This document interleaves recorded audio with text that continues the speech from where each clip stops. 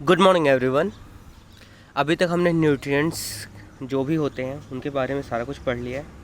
5 तरह के न्यूट्रिएंट्स होते हैं उनके बारे में भी, और साथ में रफेज या फाइबर्स उनके बारे में भी हमने पढ़ लिया है, और सबके इम्पोर्टेंस क्या होते हैं वो भी हमने जाना।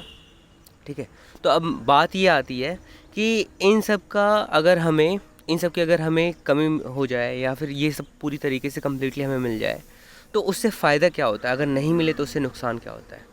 अब बात यहाँ पे आती है, तो उन सब चीज़ों के बारे में अब हम आगे डिस्कस करने वाले हैं। तो उसी पे बेस्ड अगला टॉपिक है बैलेंस्ड डाइट। बैलेंस्ड डाइट मतलब एक ऐसा डाइट, पहली बात तो हमें ये पता होना चाहिए डाइट क्या होता है।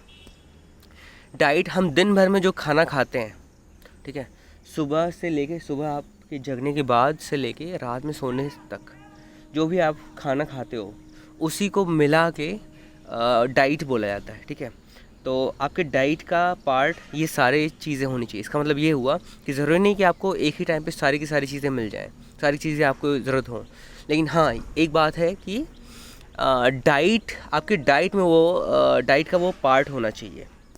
ठीक है, डैट मीन्स कि हो सकता हो सुबह के टाइम पे आपने सारी चीज़ें नहीं ली, सुबह के टाइम पे हो सकता है 2 ही 3 तरह के न्यूट्रिएंट्स लिया, एक ही तरह का न्यूट्रिएंट लिया, दोपहर के टाइम में 1-2 तरह का और ले लिया, और शाम को 1-2 तरह का और ले लिया, और रात में वैसे खाना प्रेफर करना चाहिए ना खाओ, शाम तक जितना खाना हो खा लो। ठीक है, ताकि आपके खाने और सोने के बीच में कम से कम 6 घंटे का गैप होना चाहिए। 6 घंटे का गैप को बहुत आइडियल गैप बोला जाता है। इसका फ़ायदा ये होता है कि हम जो भी खाए हुए होते हैं वो अच्छे से डाइजेस्ट कर जाता है, और हाँ इतना कम भी नहीं खाना चाहिए होता है कि रात में भूख लग जाए। तो इन चीज़ों का ध्यान देना होता है कि शाम को या फिर रात में 6-7 बजे तक इतना खाना खाना चाहिए कि उसके और सोने के बीच में डिफरेंस जो होता है वो कम से कम 4 से 6 घंटे का हो। और दूसरा ये कि इतना कम भी ना खाओ कि रात में आपको भूख लग जाए, इतना ही खाना चाहिए कि रात में भूख भी ना लगे, और बहुत ज़्यादा आप ठूस के भी ना खाओ कि जो है सुबह के टाइम में बहुत ज़्यादा दिक्कत हो, ऐसा लग रहा है कि अभी भी पेट भरा भरा सा है। तो इन सब चीज़ों का ध्यान देना होता है। तो अगला टॉपिक जो है बैलेंस डाइट, इसके बारे में पढ़ते हैं। इसके बारे में कह रहा है a diet that contains the right amount of carbohydrates, proteins, fats, mineral salts, vitamins, roughage and water is called a balance diet.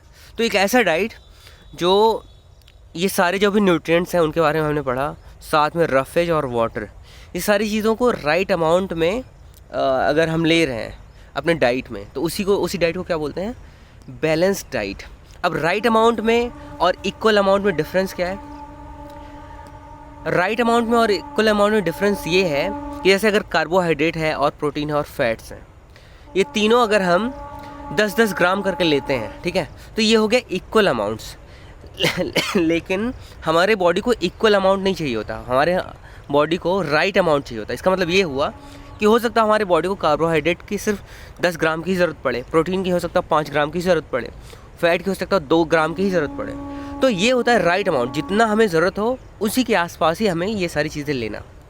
जैसे हमने पहले पढ़ा हुआ था कि विटामिन्स और जो मिनरल्स होते हैं ये हमें बहुत ही कम अमाउंट में चाहिए होता है। अब हमने क्या किया, हमें आइडिया नहीं था, तो हमने क्या किया कि कार्बोहाइड्रेट्स और प्रोटीन्स की जितना चाहिए था उससे कहीं ज़्यादा हम विटामिन्स और मिनरल्स ले रहे हैं। तो ये बिल्कुल भी सही नहीं है। और ऐसा भी नहीं कि आपको पूरा सब कुछ तौल के ही लेना है। आपको आइडिया है पहले से कि विटामिन्स और मिनरल्स थोड़ा थोड़ा होना चाहिए। इसका मतलब ये हुआ कि अगर आप फ्रूट जो ले रहे हो, फ्रूट में एक तो पहली बात तो ये विटामिन्स और मिनरल्स ही सिर्फ नहीं होते हैं, कार्बोहाइड्रेट्स भी होते हैं, फैट्स भी होते हैं, प्रोटीन्स भी हो सकती हैं, तो और फाइबर्स भी हो सकते हैं। तो हमें ये आइडिया होता है कि अच्छा ठीक है इसमें विटामिन्स होंगे तो थोड़ा सा विटामिन ले ही लिया। तो फ्रूट्स, यही रीज़न है कि हम फ्रूट्स ज़्यादा नहीं खाते हैं और उसके बदले में हम फूड ज़्यादा खाते हैं। ठीक है, तो क्योंकि फूड में मिनरल्स उतना ज़्यादा नहीं पाया जाता जितना फ्रूट्स में पाया जाता है, या फिर विटामिन्स हुए।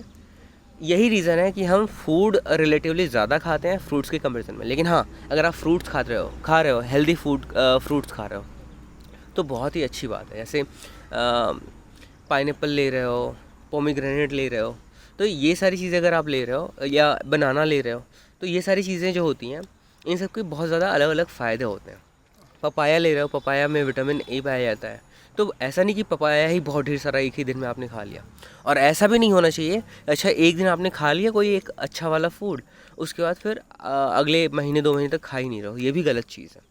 रेगुलर बेसिस पे सारे तरह के फूड्स कंटिन्यूस जो है रिपीट करते रहना चाहिए। हो सकता हो आज आपने तोरी खाई, अगले दिन लौकी खाई, और फिर 3-4 दिन बाद वापस से आप तोरी खा सकते हो, ऐसा करके होता है। या हो सकता है तीसरे दिन ही आप तोरी खा लिया आपने। तो ऐसे करके सारी चीज़ों को बैलेंस करके रखना होता है और सारी चीज़ों को रिपीट करते रहना चाहिए होता है, ठीक है। तो बैलेंस डाइट के बारे में क्या पता चला कि जो भी हमने अभी चीज़ें पढ़ी, जो भी न्यूट्रिएंट्स थे वो, साथ में रफेज और साथ में वाटर, ये सारे राइट अमाउंट में अगर हम अपने डाइट में ले रहे हैं तो उसी डाइट को क्या बोलते हैं, balance diet. To stay healthy and grow well it is essential to have a balance diet. अगर हमें हेल्दी रहना है और अपनी ग्रोथ अच्छे से करानी है कि हमारे सारे बॉडी पार्ट्स अच्छे से ग्रो कर सकें, तो उसके लिए क्या ज़रूरी है कि हमें बैलेंस डाइट लेना बहुत ही ज़्यादा ज़रूरी है। हमारा बॉडी का ही नहीं, हमारे दिमाग का भी अच्छे से उससे ग्रोथ होता है। तो इसीलिए ज़रूरी है कि हम बैलेंस डाइट पे बहुत ज़्यादा ध्यान दें। आगे क्या कह रहा है, all living beings need energy, ये तो सबको पता है। यहाँ तक कि नॉन लिविंग बीइंग्स को भी एनर्जी चाहिए होता है अपना काम करने के लिए। जैसे अगर गाड़ी देखी जाए, गाड़ी को अगर चलाना है तो गाड़ी को चलाने के लिए आपको क्या करना पड़ेगा, उसमें आपको एनर्जी देना पड़ेगा। एनर्जी कौन से फॉर्म में, तेल के फॉर्म में, पेट्रोल डीजल के फॉर्म में, है ना। तो अगर नॉन लिविंग थिंग्स को अगर मूव करने के लिए, एक्टिविटी करने के लिए एनर्जी की ज़रूरत पड़ रही है, तो लिविंग थिंग्स को तो बहुत ही ज़्यादा ज़रूरत पड़ेगी। आगे कह रहा है food is the main source of energy. सीधी सी बात है, बिना फूड के हमारे लिए एनर्जी गेन कर पाना बहुत ही मुश्किल है। यहाँ तक कि आज के टाइम में क्या हो रहा है कि प्रोटीन बार्स आते हैं, ऐसे छोटे छोटे कुछ चॉकलेट्स आते हैं जो आपको आपके सारे जो भी न्यूट्रिएंट्स की ज़रूरत पड़ती है वो सारे न्यूट्रिएंट्स की ज़रूरत को पूरा कर देता है। लेकिन वो भी एक तरीके का फूड ही है, ठीक है। फूड कंसनट्रेटेड फॉर्म में उन्होंने उसको कन्वर्ट कर दिया और उसको जो है यूज़ कर रहे हैं हम। Food may not be in a form that the body can use it directly. हो सकता है फूड ऐसे फॉर्म में ना हो जिसको डायरेक्टली बॉडी यूज़ करता है, जिसको डायरेक्टली बॉडी डाइजेस्ट कर लेता हो सकता हो फूड ऐसे फॉर्म में हो जिसको पहले कन्वर्जन करना पड़ता हो, पहले किसी और फॉर्म में होगा, उसको हमारा बॉडी किसी और फॉर्म में कन्वर्ट करेगा, उसके बाद ही हम एनर्जी उससे एक्सट्रैक्ट कर पाते हैं। It has to be change into a simple and usable form. जैसे जो भी हम कार्बोहाइड्रेट्स लेते हैं वो हो सकता हो सिंपल फॉर्म में ना हो, जो भी हम लेते हो, तो उसको हमारा बॉडी पहले सिंपल फॉर्म में कन्वर्ट करता है, ग्लूकोज के फॉर्म में कन्वर्ट करता है, उसके बाद ही जो है वो फर्दर यूज़ के लिए वो प्रिपेयर हो पाता है। फिर आता है digestion is the process of breaking down food into simpler forms so that it can be used by the body. तो वो आपको समझ में आ गया होगा कि डाइजेशन क्यों ज़रूरी है। डाइजेशन इसलिए ज़रूरी है क्योंकि हमारा बॉडी जो भी न्यूट्रिएंट्स हम लेते हैं उसको डायरेक्टली हमारा बॉडी यूज़ नहीं कर पाता है, तो उसको यूज़ करने के लिए क्या करना पड़ता है, उसका ब्रेक डाउन करना होता है। उसका ब्रेक डाउन कैसे होता है, हमारे बॉडी में डाइजेशन प्रोसेस जब होता है उसी प्रोसेस में ही ब्रेक डाउन होता है और सिंपलर सब्सटेंसेस में वो कन्वर्ट हो पाते हैं, जो भी हम फूड ले रहे हैं उसके बाद ही वो यूटिलाइज़ कर पाता है, हमारा बॉडी एनर्जी के फॉर्म में उसको कन्वर्ट कर पाता है। The digestive system helps the body to do this.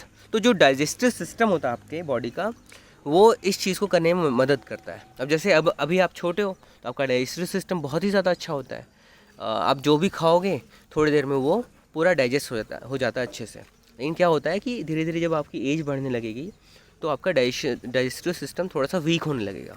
तो अगर आपको चाहिए कि आपका डाइजेस्टिव सिस्टम अच्छे से काम करता रहे तो उसके लिए आपको फिज़िकल वर्कआउट बहुत ज़्यादा ज़रूरी है। वो आप खेल के फॉर्म में कर सकते हो या थोड़ा बहुत एक्सरसाइज के फॉर्म में कर सकते हो। तो आप कितने भी बिज़ी क्यों ना हो आगे आने वाले टाइम में, कितना भी पढ़ाई में आपका मन क्यों ना लगता हो या फिर कितना ज़्यादा आपके ऊपर प्रेशर ना हो, आपको एक चीज़ हमेशा ध्यान रखना कि आपको एक्सरसाइज ज़रूर करना। चाहे वो मतलब वैसे आइडियल कंडीशन तो ये है कि एटलीस्ट 30 मिनट्स का आपको एक्सरसाइज करना चाहिए। मतलब आपके बॉडी में मोमेंटम जो होना चाहिए वो 30 मिनट्स का होना चाहिए, बहुत ज़्यादा एक्सट्रीम वाले लेवल का, ठीक है। तो 30 मिनट्स वैसे आइडियल कंडीशन में देखी जाए तो वो 40 मिनट्स एटलीस्ट बोला जाता है कि 40 मिनट्स आपको कम से कम पसीना बहाना चाहिए होता है। लेकिन आप अभी छोटे हो तो आपके लिए 30 minutes is more than sufficient, ठीक है। तो इन चीज़ों का ध्यान रखना है आपको। और चाहे वो खेल कर आप अपना आधे घंटे बिता रहे हो, पसीना बहा रहे हो, या फिर एक्सरसाइज करके, लेकिन अभी तो आपको खेलने का मौका भी मिल जाता है, लेकिन आप थोड़े से बड़े हो गए, आप अपने आसपास में लोगों को देखते होगे जो पढ़ाई कर रहे हो, उनको मौका ही नहीं मिलता है कि वो एक्सरसाइज कर पाएँ। तो वो गलत काम कर रहे होते हैं, क्योंकि अपने जो भी डेली रूटीन है उसमें से एटलीस्ट 30 मिनट्स आप निकाल सकते हो, ताकि आप अपने आप को हेल्दी रख सको। उससे क्या होता है कि मेंटल स्ट्रेस भी कम होता है। तो इन सब चीज़ों का आपको ध्यान रखना होगा आगे आने वाले टाइम में, और ये रूल फॉलो करना है कि कैसे भी जो भी कंडीशन क्यों ना हो, आपको एटलीस्ट आधे घंटे देना है। हफ्ते में एक दिन आप ब्रेक ले सकते हो, उसमें कोई दिक्कत नहीं है, लेकिन करना ये होगा कि आप जो है एक्सरसाइज ज़रूर करो, ठीक है। मोर टू नो, इसमें एक इंटरेस्टिंग फैक्ट बता रहा है, it takes 18 hours to digest the food. तो जो पूरा का पूरा फूड होता है उसको डाइजेस्ट करने में ऑलमोस्ट 18 आवर्स लगता है। ऐसा नहीं है कि एग्जैक्ट 18 आवर्स जैसे हुए वैसे ही आपका फूड डाइजेस्ट हो गया, वो कंटिन्यूस प्रोसेस होता है, थोड़ा थोड़ा करते डाइजेस्ट होता है। कुछ ऐसे फूड होते हैं वो जल्दी डाइजेस्ट हो जाते हैं, कुछ ऐसे फूड होते हैं वो जो बहुत ज़्यादा टाइम लेते हैं। जैसे अगर आप नॉनवेज की बात करो तो मटन को डाइजेस्ट होने में बहुत ही ज़्यादा टाइम लगता है। वहीं पे अगर आप फ्रूट्स की बात करो तो फ्रूट्स को डाइजेस्ट होने में बहुत कम टाइम लगता है, और वो जल्दी से हमें एनर्जी भी दे देता है। तो ये कुछ डिफरेंसेस हैं अलग अलग फूड आइटम्स में, लेकिन अगर फूड आइटम को डाइजेस्ट होने में टाइम लग रहा है तो वो शायद एनर्जी भी बहुत ज़्यादा देता होगा। जैसे जो जिम जाते हैं उनको रिकमेंड किया जाता है, अगर वो नॉन वेजिटेरियंस हैं तो उनको रिकमेंड किया जाता है कि वो डेली बेसिस पे थोड़ा सा ही सही लेकिन चिकन ज़रूर खाएं। तो चिकन खाने का फ़ायदा क्या है? चिकन तो डाइजेस्ट होने में टाइम लगता है, लेकिन वो एनर्जी भी इतना ज़्यादा देता है कि वो आपका जो भी एनर्जी लॉस हुआ है, आप जब जिम कर रहे हो, एनर्जी जो भी उसमें ख़त्म हुआ है उसको जो है रिकवर करने में मदद करता है, ताकि आप अगले दिन भी अच्छे से एक्सरसाइज कर पाओ, अगले दिन आपको थकान ना हो। तो ये कुछ इंटरेस्टिंग फैक्ट्स थे, इनको आपको हमेशा याद रखना है।